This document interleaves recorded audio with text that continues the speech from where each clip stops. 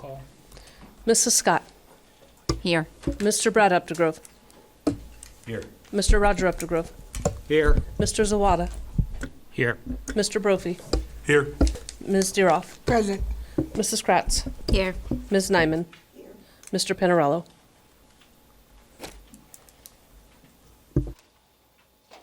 Please rise for the Pledge of Allegiance and a moment's silence.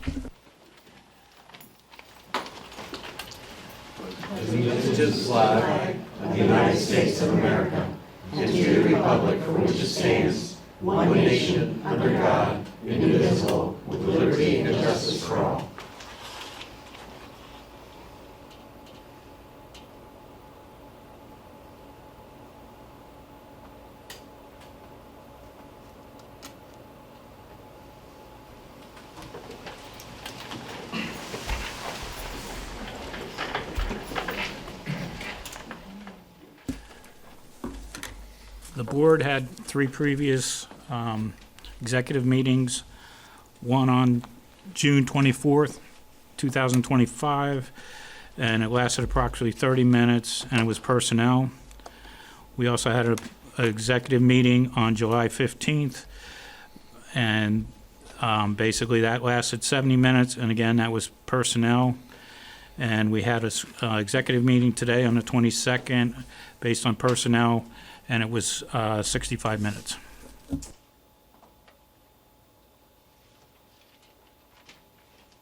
Comment number one, there was nobody signed up. At this time, I'm going to ask for the approval of the June 24th, 2025 Board of School Directors meeting minutes.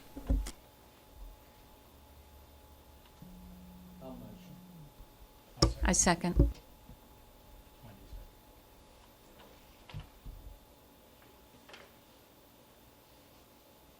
Mrs. Scott. Yes. Mr. Brad Updegrove. Yes. Mr. Roger Updegrove. Yes. Mr. Zawada. Yes. Mr. Brophy. No. Ms. Deeroff. No. Mrs. Kratz. Yes. Ms. Nyman. No. Motion carries.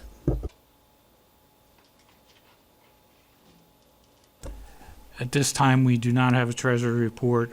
Basically, we're waiting for some significant bills to come in, and we'll have it at the next meeting.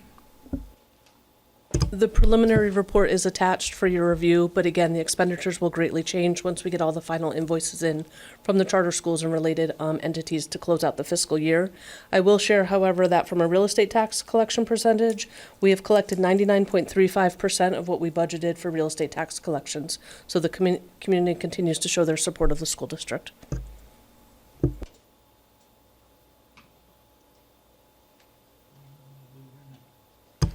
I am. That takes us down to item number 5, discussion and information. And we're going to begin with a presentation by the PA Economy League. I'd like to welcome to the podium. It's Dr. Cannizzaro from the PA Economy League. And the board had asked that the representatives from the Economy League come back to discuss about a little bit more about themselves and the progress of the study thus far. So I'm going to turn it over to Dr. Cannizzaro. Thank you so much. My name is Vinny Cannizzaro. I'm the executive. Oh, thank you. My name is Vinny Cannizzaro. I'm the executive director of Pennsylvania Economy League. I have with me. Thank you. There we go. I can hear myself now. I have with me Patty Moorhead, who is our Director of Financial and Data Analysis. We're going to be tag teaming this and going through our presentation tonight. We have some preliminary numbers to share. We'll go through the methodology that we're using. And I would think in the next month or so, we'll have the final enrollment data and projections to share with the board. So to start us out, we are a 90-year-old nonprofit, nonpartisan local government think tank.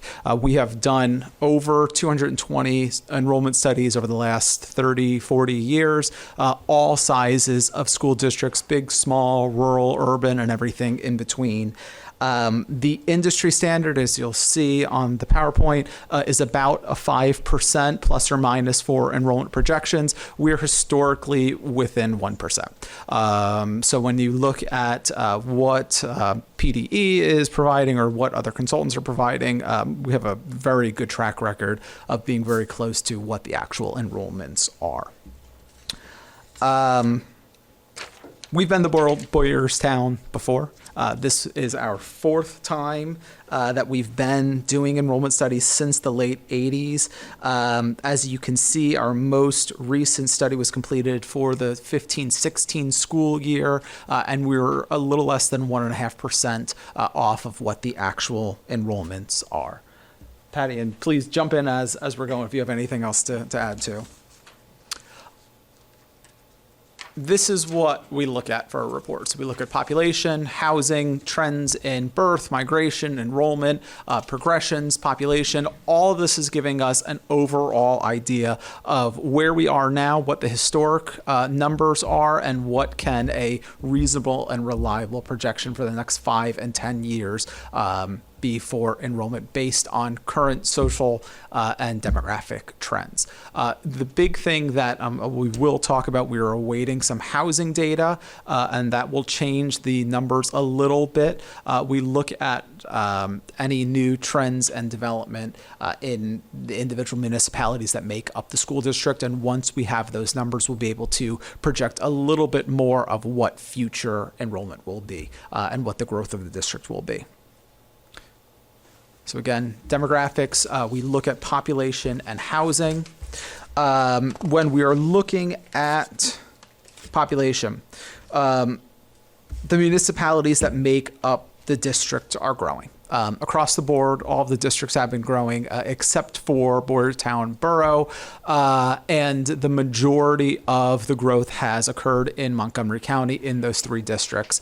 And that the Montgomery County is also the municipalities that make up the majority of students within the district also. I did want to point out that although Boyertown is down from 1970, it went down through, it's like 1980, and then it's been slowly ticking back up. So over the last 30 years, it's actually been increasing.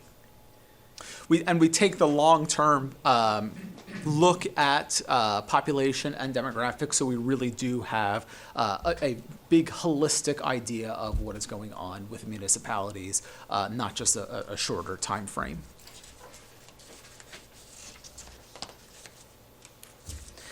Again, this is a graphical representation. As you can see, since the 70s, the municipalities that make up the school district are increasing. And you can see the biggest growth there is in New Hanover Township, and that is, as I've been looking at housing throughout the district, that's where a lot of the new housing is coming in as well.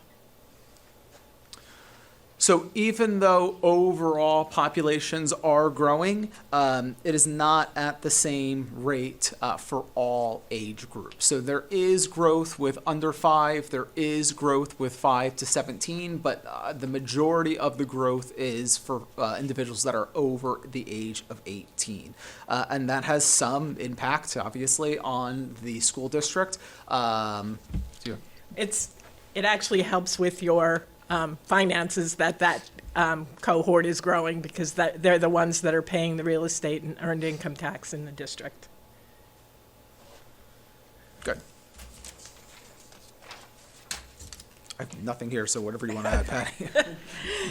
So we look at migration in and out. So you have had both natural population growth.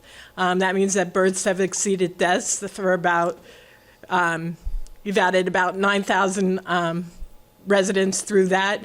But you've also had some in-migration of about 5,000 throughout since 1990.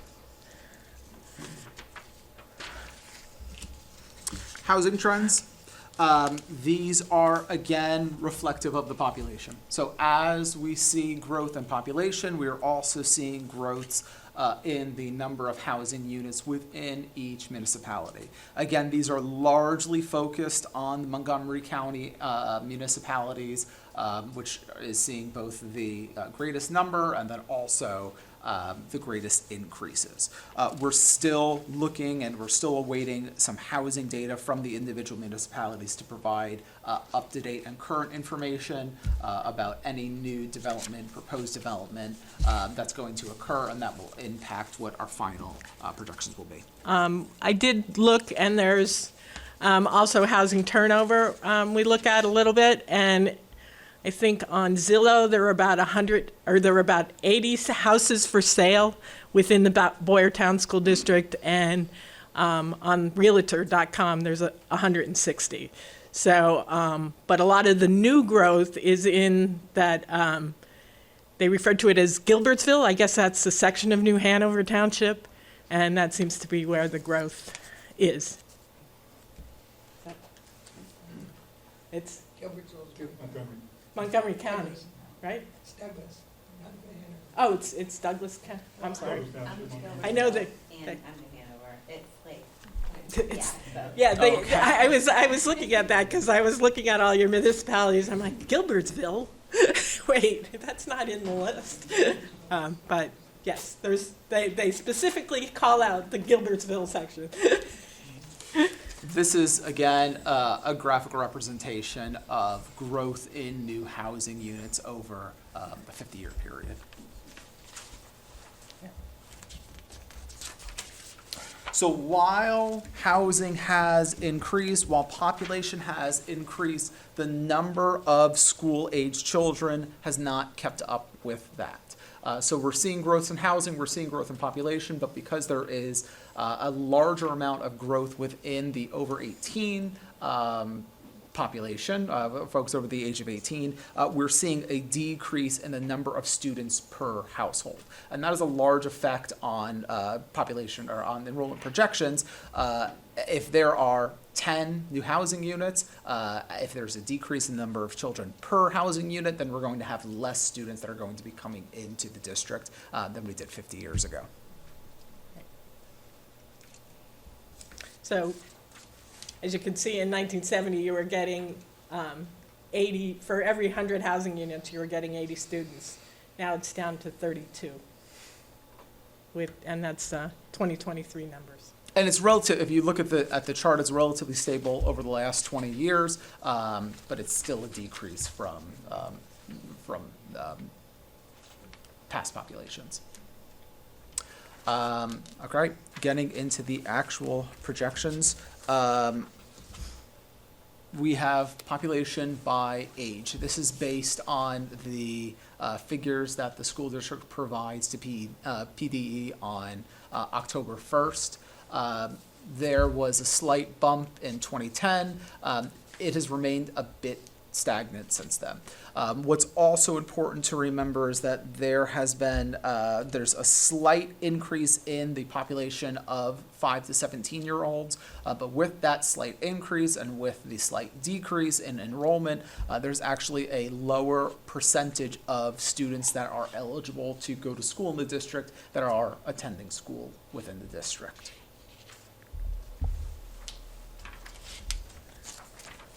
Again, this is, we duplicated this slide, just made it a little different for you to look at. Yep. But again, it shows the 80 students down to 32 students. Kindergarten, you are enrolling less students in kindergarten than you graduate the previous year from high school. It's been consistent throughout since 14-15. You know, and even a little bit of an uptick this year. You graduated 169 and only enrolled 500 and, no, you graduated 576 and only enrolled 407. This could be due to your half-day kindergarten. So I believe you do pick up some of those students in first grade, but because of the half-day kindergarten, we do see that sometimes. Looking at trends in overall enrollment, again, we see a decrease from the 15-16 school year. There are slight increases as we go along, but the general trend is downwards. And that significant dip there in the middle, that's COVID. That's 2021. And then you see it tick back up. And actually, if you drew the line straight from the, and skip that, it'd pretty much be on the same trajectory. Right. And we see that throughout, in school districts throughout the state, with dips in COVID and then pickups in the year after. Right. So in the last 10 years, you have lost 629 total students.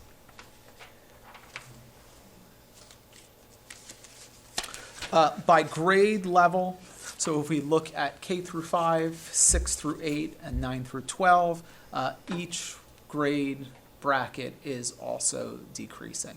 There are not huge decreases, but again, we're seeing a general downward trajectory when we break it down by these specific brackets of grade level. This just shows graphically the trends by grade cohort, K to 5, 6 to 8, and 9 to 12. And that is how you're still having your students go, K to 5, 6 to 8. Okay. So when we do our actual projections, there are two main factors that play into it. One is the birth patterns, and the second is the grade level progression. Our birth patterns are based on live births within municipalities that make up the school district. How many of those children will then go to enroll within the school district? And the grade level progression is moving from one grade to the next, and how are children moving through the school district overall. When we're looking at the ratio for births to enrollment, less than 1 means that for every 1 live birth, there's less than 1 student that will actually enroll in kindergarten. And we are seeing, again, a general decrease in that ratio. Okay. Progression ratios. Patty, if you want to jump in. Again, this is the moving from one grade to the next. So kindergarten students this year, first grade students next year. Basically when you have, you tend to add students every year through this. The highlights on here, the green is the lowest grade progression ratio from 2021 to 2024-25. So we looked at every year, these are your grade progression ratios. As you can see, and it showed in the trend, 2021 had decreases. They were the lowest grade progression ratios throughout it, except for seniors. And 21-22 had the highest grade progression ratios going through over the past 5 years. So what we like to do is we're throwing those two out, and we're using the 22-23, 23-24, and 24-25 3-year average progression ratios to move students through your district. Over the year, like I said, you add students every year to your cohort in 8 of the 12 steps. And for some reason, 10th and 11th grade tends to lose students in enrollment. So this slide kind of shows, this slide shows what would happen to 100 students who entered kindergarten using each of the different progression ratios. So as you can see, the low one at 85, they would lose 15 students by senior year. That's 2021. The high one, they add 185 students using that ratio. We're using like I said, 104, and you can see it's the dotted blue line going through there, and you pretty much stay pretty even throughout the years. There's a couple ups and downs, but basically you end up with almost the same amount of students. Yeah, and taking the 3-year average takes into account any inconsistencies, happenings, events that may have happened in any one individual year to give us a bit better, more accurate baseline ratio to work with. So we use these ratios coupled with birth ratios to then give us some preliminary projections.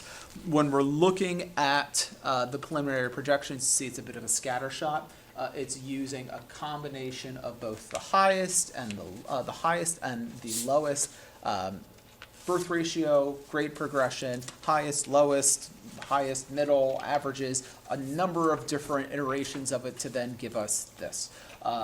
If we use the highest birth ratio and the highest grade progression, you would get that top line. If you use the lowest birth ratio and the lowest grade progression, you get the middle line. Those are really our bounds for any enrollment projections. Again, we like to use the averages, and based on all of that, it's a bit stagnant. We're looking at about 100 new students that would be enrolled in the school district, but it's staying about the same. One interesting thing when I do look at the cohort levels, your K to 5 group that is starting to tick back up in the later years. At the end, the last 5 years, you're starting to see slight increases. But it's only a difference of 116 in the 10-year projections we have. Like I said, these are preliminary, and that's why I don't want, we need to vet these out even more when we get more information and add them into our report. Yep. But you're pretty much going to stick at that 6,100 mark, I believe, going through. And that's what we have. I'm happy to answer any questions that you all may have. Yes? Well, thank you for that, because you were pretty well on the last time you came saying we were going down, and you're still kind of right in there, so thank you. One question I do have, you said about with us doing the kindergarten and half-days, would you be able to do first grade and project that way without using the kindergarten to see if that made a difference? It's, the first grade level is taken into there, so we have a progression from kindergarten to first grade. So that takes into account the first grade, and that's where it goes. Yeah. It's going to be my assumption, we spoke a little bit before, and it's going to be my assumption that there may be more students that come, but I mean, it's at about 80% right now, as it is for students that are eligible to be enrolled in the district to come into the district. I don't know if there's going to be such a huge bump with a full-day kindergarten that you would get such a substantially larger amount of students, but I would expect there would be some increases based on that. Do you have a state average of what that is, of expected enrollment of population, eligible population versus, is there? I don't know. We have the numbers. We have the numbers, but we have not. I'll have to go back and look at it, but I'll get back to you of what those numbers are. It does depend on the school district. Some are above, above the birth rate. Yeah, and it also depends on the makeup of the municipalities that are within the school district. There are some that have very strong religious schools, and they pull a lot of students from the public schools to those private schools, and there's others that don't. And we're working in Harrisburg now, and there's not as many. The charter schools, right, are somewhat related to the district, and there's not as many private schools within Harrisburg proper. So if there's more options, then they may be able to pull more than not. Do you have, just a question for you? Oh, no, I'm sorry, go ahead. Okay, now, I'm just curious, is this normal that you said 10th and 11th grade, we lose students? Funny Is that a you should say typical? That was my question. Okay, is that a typical thing? Is or? there something that's driving that? We had in Hazelton, it was when they had foreign students from out of the country come in, they placed them in ninth grade until they knew where they were going. Until they got their There's their records. their records from another country wherever. to come, and then they could place them in the proper grade. Right. So I wasn't sure if there was something here or if there was a technical school or some other kind of school that they migrate Yeah, to. we see that as well, as that sometimes when students are moving from 11th to 12th grade, if there is a technical school, they may leave the public school system to then go and do a work Okay. study or whatever the case may be. Okay. But the kids that attend our technical school, BCTC, they're half, so they're in the They're study, in right? those numbers, Okay. yes. Okay. So, do these numbers include students leaving for charter schools? Or, They do not. They, your enrollment projections reflect your students.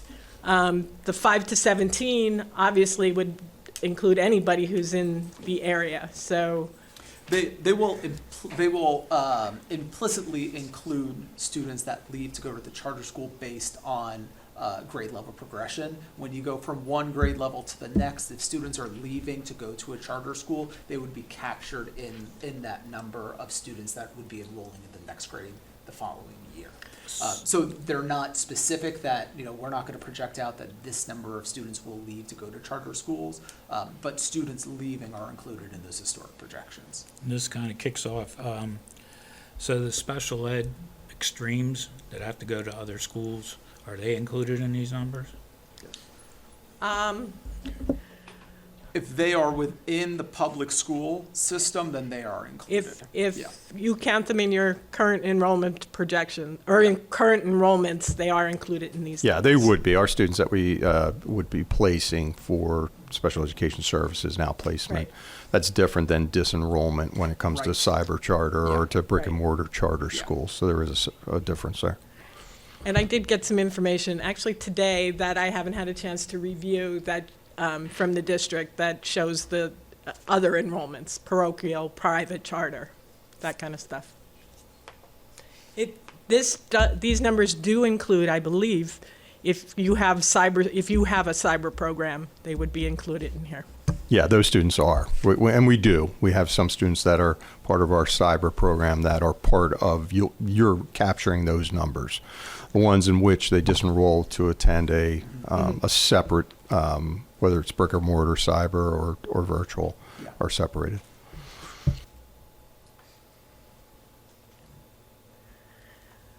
We will look at, additionally, we're going to look at the enrollments by school, at the school level. I need a little bit more information for that. And we will do a forecast using, excuse me, the 3-year averages at the municipality level, so you can see how the areas will change as well. Any other questions from the board? Well, it sounds like you're probably about a month out, something Yeah. along those. Okay, so we look forward to seeing you back and after you finalize and for one final presentation and the report out to the board on that, and which the presentation will be out there for our community as well. That's great. Okay. Thank you all. for Thank you. joining us.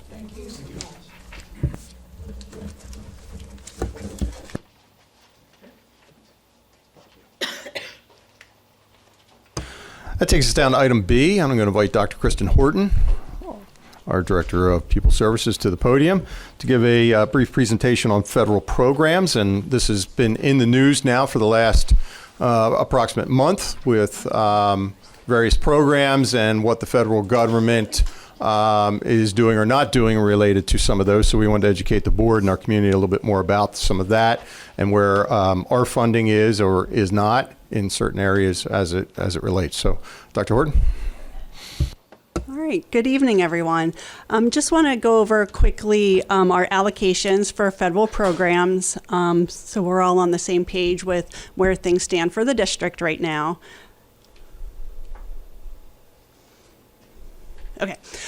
Just a quick overview on federal programs. So the district historically has received funds for Title I, which goes towards improving basic programs, Title II, supporting effective instruction, and Title IV-A, which looks at supporting students and academic enrichment. So if you take a quick look here, we'll see that Title I provides financial assistance to ensure that all students have access to high quality education. Title II is looking at supporting effectiveness of teachers, principals, and other staff in the building, and so enriching them and also enriching the instructional environment for students. And that Title IV is looking at well-rounded educational opportunities for our students. That could be instructionally, academically, also looking at student health and safety. That would be our student wellness if you think of our student assistance program, and also the use of technology to support and improve academic achievement. Wrong way, sorry. So quickly, as we're looking at how the district uses the funds, you'll see here, this is how we have been utilizing the funds that we've received. Title I, we typically use most of those funds for salaries and benefits. And so this funding goes towards the salaries and benefits of our reading specialists in our schools that are identified under Title I.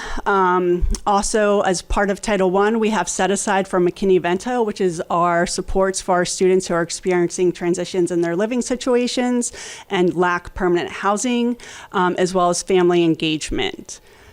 And real quick, if we go back, I had wanted to point out, just as a reminder, our buildings that are Title I schools, you'll see that it's Boyertown Elementary School, Colebrookdale Elementary School, Earl, and Washington Elementary Schools, and then Middle School West. Okay. As we're looking here at Title II, supporting effective instruction, the districts can use those funds in ways that have been identified as research-based and effective and instructionally sound practices to support student instruction and move achievement forward. And part of that is through class size reduction. We know that smaller class sizes improve the instruction for students and educational outcomes. So the district has been utilizing the Title II funds to support our additional classes so that we have smaller class sizes in those Title I buildings. And for Title IV, we've been using those funds for our student assistance program. Part of that funding goes towards our contract that we have with the Caron Foundation for our SAP program across the district, as well as enrollment fees for students to take AP and dual enrollment courses. And so those fees, we support students who have been identified for free and reduced lunch so that those programs are available to everyone across the district regardless of financial status. And we are also using those funds for our licensing for discovery education. So this is a program under technology, because Title IV, part of that is technology to increase and enhance educational instruction. And so we've been using those funds for our discovery education. And then here, real quick, just to give you a snapshot of what our funding looks like for federal programs, you'll see here in this table a couple of different columns. So you'll see for Title I, I indicated what the district had budgeted. So that budgeted amount is what we anticipated receiving this year in regards to funding for Title I programming. You'll see that's $707,154. Our projected allocation, so this was the money that we were projected to receive when we received notification at the end of June from the government on how much funding we'd be receiving this year. That projected amount was $763,584. That also is the actual amount that we received. So you'll notice here that that amount was more than what we had budgeted. So we had a surplus there in that area. If you're looking at Title II and Title IV, you'll notice that we did not receive an allocation this year. So initially, we had budgeted for Title II $120,000. That was just based on what we had received in previous years. And our actual projection that we were going to receive was $136,476. And Title IV, we hadn't budgeted anything, and we were projected to receive $57,307. At the end of June, actually July 1st, we found out that the funding for Title II and Title IV had been cut, so we're no longer receiving any allocation in those two areas. But you'll notice that due to the increase, the amount that we received in Title I, that it offsets what we are no longer getting in 2 and 4, because we had budgeted less for Title II than what we were going to receive.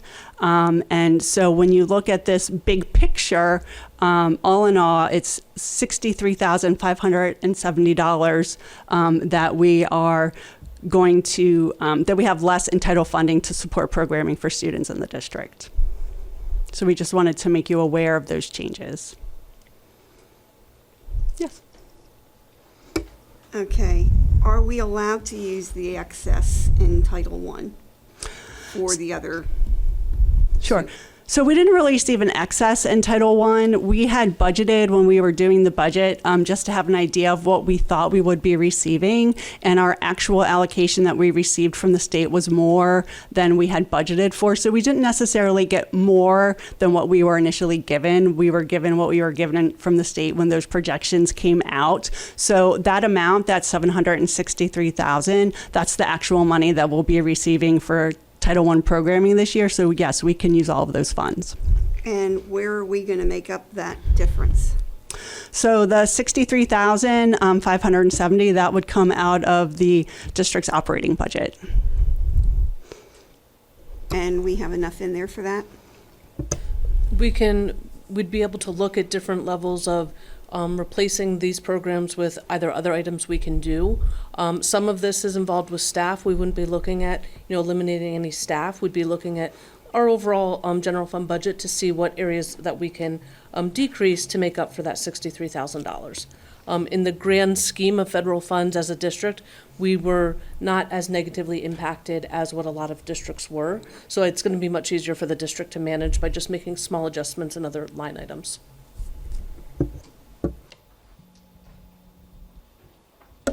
So I'm not trying to turn this into political, but I know with the, it is,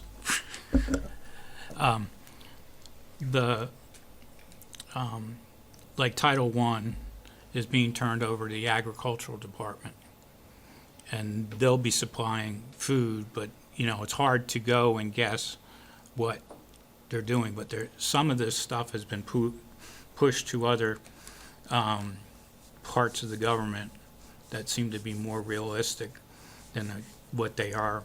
So, but with just right now being the budget hasn't totally come out, we don't know what we're getting, but some of this money is being allocated in other places.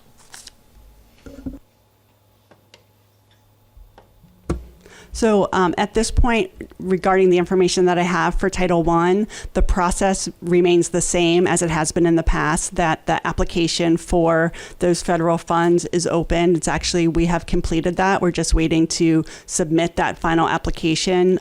So that process and how we indicate how we're going to be using those funds and reporting on how we're using those funds throughout the process is the same at this point. So I don't anticipate changes in the process and or the allocation and receiving those funds as we submit for them. So Title II and Title IV, is that on an annual basis, or are those going for good, or how does that work? To the best of my knowledge, at this point, those funds are not available to us. There has been a lawsuit that Pennsylvania has taken place in that is trying to have those funds released since they were initially allocated to districts. I don't think there's updates on that right now, but as time goes on, we may learn differently and there may be changes. So from our perspective, we'll be continuing with the programs we had planned for those funds as if we had them. And so if that program comes back into place and those applications open, everything is in place just to move forward as planned initially. I think this leads to the bigger question of this year's budgeting cycle. We're really going to need to take a look at all the encompassing funding that we've been getting. Now, obviously, out of a $150 million budget, and you can see where these monies are, it's still monies, it's still revenue that was coming in from the federal government. What is going to move forward, it's unclear right now. So there's going to have to be probably a conservative look at what we budget and how we budget moving forward as it relates to federal programs to see if that funding will continue. Again, this is there's a lawsuit that Pennsylvania's joined in relation to this, and I'm not sure where this is heading right now. Mr. Sultanic, any updates from the legal side that you're hearing in relation to this? Other than the challenge that has been filed by the State Department of Education, there is no additional information. And following up on the question that was raised, we don't have an idea of what happens next year. We're only dealing with this year. We don't know what the new baseline is going to be for next year in terms of funding. Mr. Zawada is correct that there were original pronouncements saying that other departments are going to be assuming responsibility over different programs, and we may have to sort that all through. But as it stands right now, we don't have any direction on what's happening, and if somebody tells you a definitive answer, they don't know what they're talking about.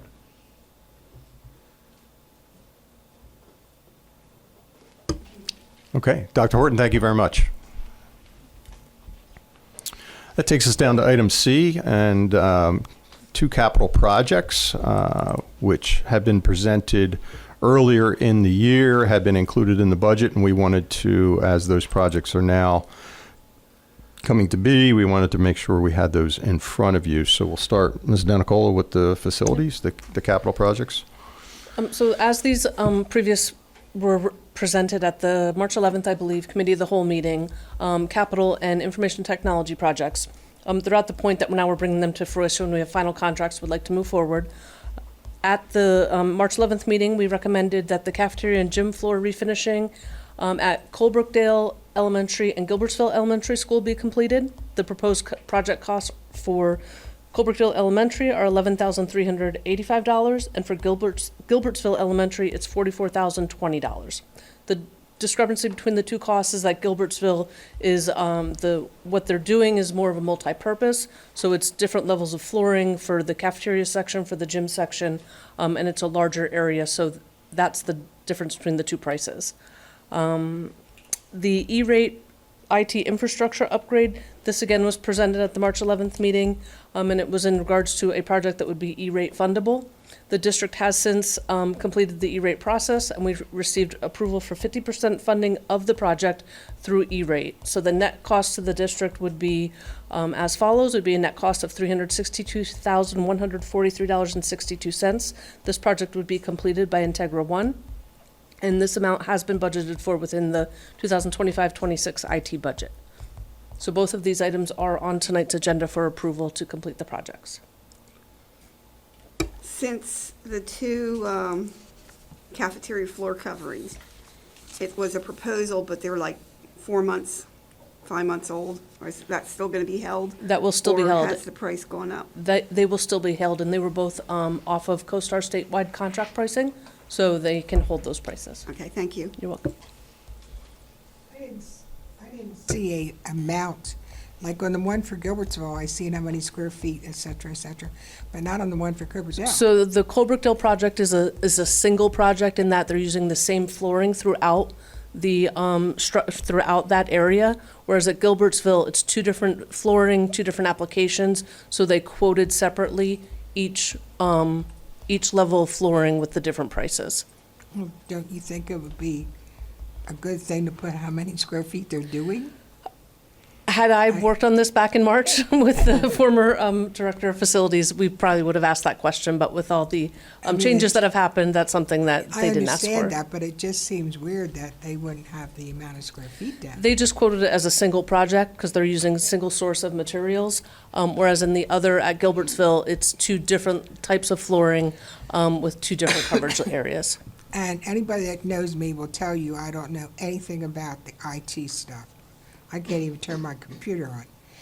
However, what we're having done or buying or doing, is that going to be something that's going to still be in, I don't even know the words to use, not in style, but in service, or what will be used a year? It's changing so fast overnight. If we're spending all this money, is that going to still be like, I don't want to say usable, but I think you know where I'm going. Yeah, Mr. Fight can give you an idea of what the end of life would be and how the replacement would be, Oh, I don't mean operated through. that, how long it's gonna last, how long we're gonna need this type of thing before it changes again. Mr. Fight? Yes, that's infrastructural equipment that helps deliver our internet content throughout the buildings, both hardwired and wireless access. We are not anticipating wireless access to not be needed within the next 5 to 7 years, which would be the overall lifespan of the equipment. So in 5 years, we gotta do this again for 700? 5 to 7 years, it will that equipment will then again need to be redone. Yes. Better find another party. Sheesh. 5 years. This new equipment is going to accept all the technology that we need, even as it changes in the next year, 2 year, 3 years? It will. Yes. Cisco equipment is rated for a 5 to 10 year lifespan, and that is what we are using. Thank you. Thank you, Mr. Fight. That takes us down to item D, and just quickly, this is a e-signature resolution. This allows me, as the year has now turned over, there are a number of things that were signed last summer as it relates to grants and such, and as required inside of PDE, there must be an e-signature only, and I need a resolution with my actual name on that, and the board must take a vote on that for that to be allowable and for us to send that documentation to the state for all this to go through. This is something we did before? Because I don't remember it. Yeah, it's done whenever there's a changing of the guard of a superintendent, and since my superintendency started kind of mid-year, missing a lot of the sign-off of the e-grant components to this. It would have been done through Mrs. Torsha in the previous 3 years, so you don't have to do it annually. It's just when there's a changeover of the superintendency. How come, I never seen any before with the vice president on? It's always the president. How come this one's different? Don't really have an answer for you on that, to be honest with you. Mr. Zoltanic, do you have any idea? For tonight, so that it could be signed this evening, is probably why. Is that acceptable? Yes. Okay. Mrs. Kramer must have put that on there for this evening so that once the meeting's adjourned, if this is approved, Mr. Zawada would sign off on that. I never seen it before. Yeah. All right, takes us to item E, esports. If you recall, back in, I believe it was our April work session meeting, we had a discussion and a presentation from our esports club and organization. To memorialize, we asked if we could provide at some point down the road an MOU documenting this as a recognized club activity within the CBA. So this MOU is for that particular reason. Mr. Sultanic's office worked on this document, and we're bringing it forward for your consideration.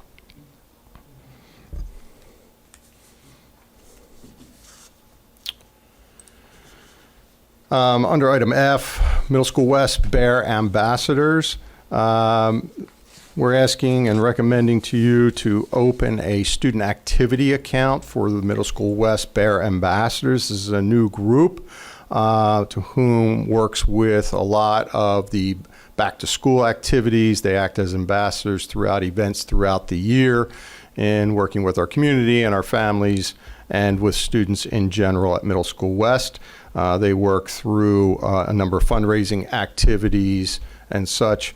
This, we're asking for this evening would be a motion to approve actually opening up the student activity account, which needs to be approved by the board in order to do so. So Mrs. Denicola, as you can see, has attached the form necessary for this. We're not asking for anything other than just simply opening up that business activity account within their school. And the last item we just wanted to share tonight, this is our ongoing donation list, which if you haven't realized monthly, there are some great donors within the Boyertown Area School District, and I just wanted to review that list with you this evening and recommend your acceptance of that through a motion this evening. The first is approximately $9,500 for BASH for stage crew, providing better sound, those in attendance for the freshman auditorium. This comes on behalf of the Ed Foundation. There is a Boyertown L faculty fund. The purpose of the donation was from the faculty itself and donating for books for the school. The Rotary Club has offered a donation of $800 for Youth Explorer Academy for 2 students to attend, middle school students to attend that Explorer Academy. Again, the Rotary Club for the 11th graders at BASH, a sponsorship for 3 high school students to provide leadership experiences for those students as well. $375 each for that. Colbrookdale Elementary, their Home and School Association would like to donate monies to purchase and include a small storage shed, which would not be permanent, but one that would be house a lot of their items. As we've run deeper into closet space restrictions and such, they're looking for ways to be able to store some of their items, and we've checked with the township about the permanency about this, or the fact that it's not a permanent and it is approved to move forward.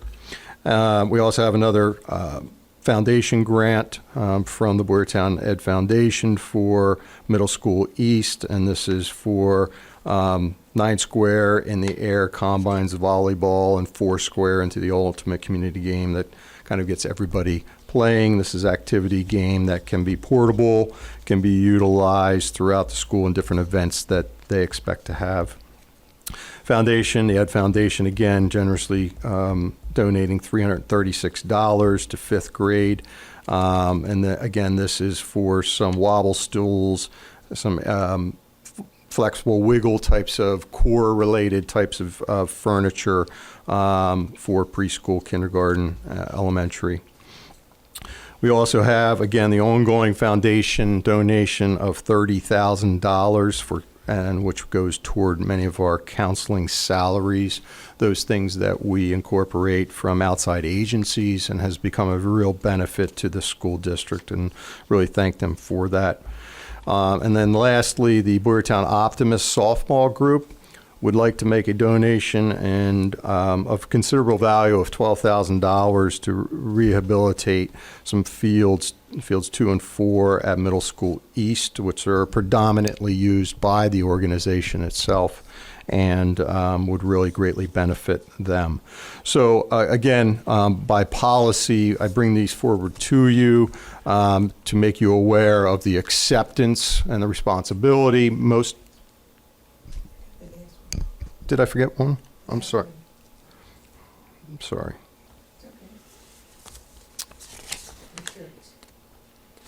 don't have that one attached, so my apologies. And the last one is the New Hanover Upper Frederick Elementary PTCA for the donation of Spirit Wear T-shirts for all of the students and staff. So again, you can see the generosity of not only our PTCAs at each of our elementaries, Rotary Club in the community, but also certainly our Boyertown Education Foundation, and making you aware as policy, you need to, and we're recommending the acceptance and must carry a motion with that. I don't see any, as you take on value and property, it becomes your responsibility as a school district and as a board. I don't really see things here that stand out all that much that would carry that much responsibility for you. Most of these are in programs and services rather than in equipment and such. What about the shed? Yeah, the shed becomes your property. It's a very inexpensive shed. It's only a couple $100 shed. I think the down the road, if that shed were to wear and seek its time, I think the PTA in Colbrookdale would probably consider replacing it and would be another donation toward that. So I would recommend pieces for that. We are really out of space for a lot of their items for storage. Yeah, but if we wind up buying one, we should buy it for all the schools. That's why I get concerned. Because we had this problem here. with the Right. shed. Fair doesn't necessarily mean equal, right? And each has their components and responsibilities. We're able to manage, it appears, with some of the storage space in our others right now. I'll speak to the principals and make sure they're engaging with their PTAs about that, and if they have interest in donations themselves with regard to any of those. I'm grateful for everything everybody's doing, but I Absolutely. just wanted to say something, because I know we ran into that problem before. Okay, and I think finance reports, we already heard from Mrs. Denicola about that, so that takes us down into the superintendent's consent agenda.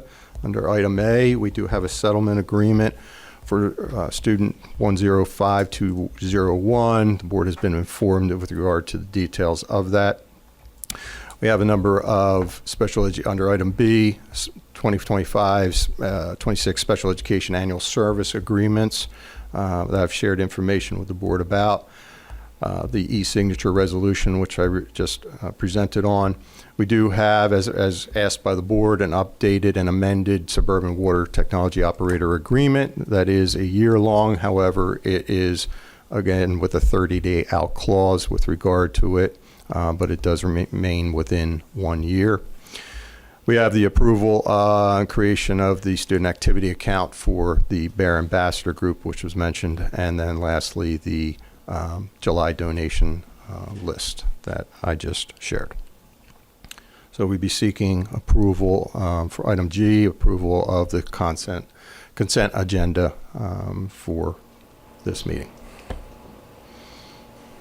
I have a question. Are we going to need the suburban water agreement if we're hiring someone? We will, and we talked a little bit about that at the last meeting, if you recall. We still need to maintain that from an operator license agreement. That's something that Mr. Bramble, if the Director of Facilities is approved this evening, we would be having a conversation about and a planning of how we may be able to bring that back into the district.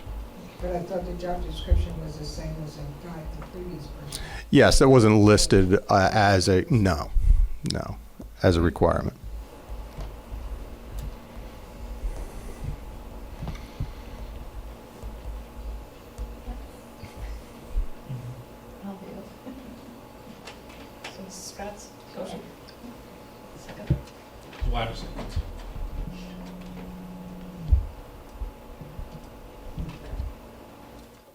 Mrs. Scott, Yes. Mr. Brett Updegrove, Yes. Mr. Roger Updegrove, Yes. Mr. Zawada, Yes. Mr. Brophy, Yes. Ms. Deeroff, Yes. Mrs. Kratz, Yes. Ms. Nyman. Yes. Motion carries. Under item 8, the superintendent's itemized agenda, we do have, under item A, we are recommending the approval of the esports MOU as shared in this meeting earlier.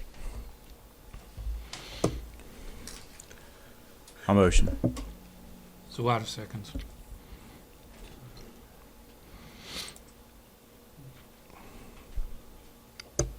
Mrs. Scott, Yes. Mr. Brad Updegrove, Yes. Mr. Roger Updegrove, Yes. Mr. Zawada, Yes. Mr. Brophy, Yes. Ms. Deeroff, No. Mrs. Kratz, Yes. Ms. Nyman. Yes. Motion carries. Under item B, the capital project, Colbrookdale Elementary School, the cafeteria floor refinishing. Administration does recommend approval of this project. I'll second. Mrs. Scott, Yes. Mr. Brad Updegrove, Yes. Mr. Roger Updegrove, Yes. Mr. Zawada, Yes. Mr. Brophy, Yes. Ms. Deeroff, Yes. Mrs. Kratz, Yes. Ms. Nyman. Yes. Motion carries. Under item C, capital project, Gilbertsville Elementary cafeteria floor refinishing. And the administration does recommend approval of the Gilbertsville Elementary School cafeteria floor refinishing project as presented. Total cost of $44,020. Got him.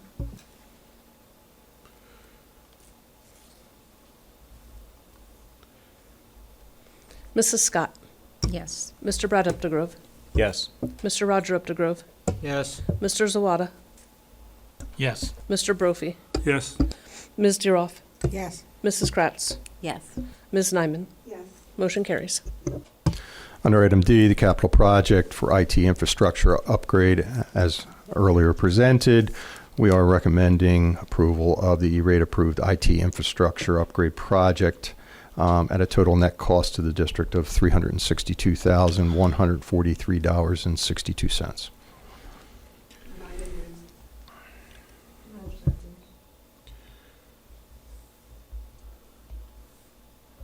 Mrs. Scott, Yes. Mr. Brad Updegrove, Yes. Mr. Roger Updegrove, Yes. Mr. Zawada, Yes. Mr. Brophy, Yes. Ms. Deeroff, Yes.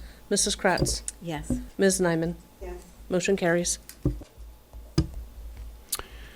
Under item E, personnel, administration recommends approval of the personnel agenda as attached. Zawada moves. Scott seconds. Mrs. Scott, Yes. Mr. Brad Updegrove, Yes. Mr. Roger Updegrove, Yes. Mr. Zawada, Yes. Mr. Brophy, No. Ms. Deeroff, No. Mrs. Kratz, Yes. Ms. Nyman.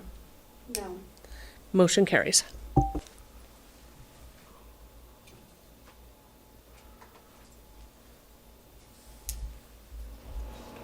That brings us to the second public comment. Mrs. Donahue Savage has signed up advocating for adequate public education funding from the state. First, I owe you an apology because I switched the names up at the last thing. I got you and Donna Shearing, and I'm sorry. I understand. Thank you for that. I've met a lot of people this year that have observed board meetings for the first time, and a lot of times they express disbelief, disgust, and last meeting was no exception. All of the board should be embarrassed, and 5 of you should be ashamed of your role in the board comments at the last meeting. It started with Ms. Nyman making a backhanded insult about the superintendent that any of our students would know was childish and mean. Ironically, that was followed by the words, "I thought we were all adults here." Then 3 board members attempted to describe an incident that apparently happened outside the board meeting. They seemed to be insinuating that they were threatened, and the board president was very heavy-handed and didn't want to hear about it. Again, the interaction between these 4 board members was just mean and inappropriate. Definitely not an effective way to address the issue and not the effective decorum expected from a school board. Finally, Mr. Zawada read a statement posted by Representative Donna Shoren about why she voted no for providing adequate funding to public schools. Why? To what end? Last year, Mr. Zawada also made a comment purportedly from Representative Donna Shoren arguing against adequate state funding to Boyertown. And it was riddled with misinformation. In fact, when I saw Representative Shoren last fall, she agreed that this was not correct information, but that the information did not come from her, but was a misunderstanding of a 2-page Republican committee document. Mr. Zawada, I ask that you remember that the concern of Representative Shoren is our state budget. But your concern, you took an oath when elected to abide by the state constitution and represent the needs of our students and our community at Boyertown. Recall that in 2023, a judge's ruling declared that the state's funding of public education was unconstitutional and inadequate. The state budget is now nearly a month overdue, and I implore you to advocate for the millions of dollars due to Boyertown in terms of adequacy funding and cyber charter funding reform. Thank you for listening. That brings us to board comments.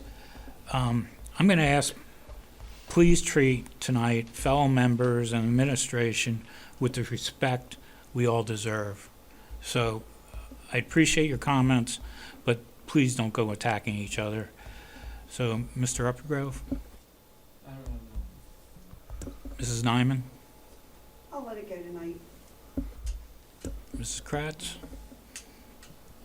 I just have a quick question. The AI committee meetings, are they just off for right now, or did I miss anything? Okay. Mr. Stout, do you have an update on? They will be reorganized as the start of the school year. We didn't coordinate anything for this summer specifically. Okay, Yeah. that's understandable. I just wanted to confirm something. It was mentioned at the meeting that I was at the high school that we were not going to, or they might not, use an AI detector this year with student reports. Is that something that's been settled, or are we all still in discussion on that sort of thing? It's still in discussion. The feeling is right now there is a lot of controversy around using one, and that's part of what the committee conversations will entail over the next, so many months. But at this particular point in time, we are not looking to put one in place. We're looking at some other options that could be available that could help control the use of actual AI in the classroom. So you're still going to have something that is detecting AI for if a student's just handing in a report that's... We're looking at the protocols around the actual use of AI and the allowable opportunities to use it, so kids have the ability to, have it as an option within the classroom, but then also having situations where it's in a controlled environment where they would not be able to use it. Okay, And looking at historical perspective on documents and things like that to see if they have in fact used it at different times. So again, it is really the work of the committee that's trying to come to an agreement with the most efficient and effective way to do that, because there's been a lot of lawsuits and things that have been out there of detector use that have been challenged over time that really have not yielded positive results. Okay, so it's still in discussion It then? absolutely, I Okay. mean, the whole topic of AI is absolutely in discussion. Okay, thank Yep. you. If possible, Mr. Stout, if we can schedule that a couple weeks into the school year. I will work with Mrs. Petrie and we will work on a timeline. Yep. Thank you. Ms. Deeroff?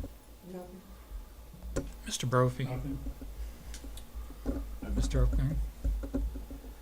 I apologize if I made any statements tonight wrong. It's the first time in a long time doing this. And I appreciate the board tonight treating each other at the respect that they deserve. So, and I do want to let people know that Mr. Panarello's aunt passed away, and that's why he was not here tonight. So if you can keep him in his prayers, that would be great. Just the, under item 11 announcements, we're back on our regular schedule starting August. August 12th will be our next committee of the whole meeting, and the 26th our next legislative meeting. Motion to adjourn? I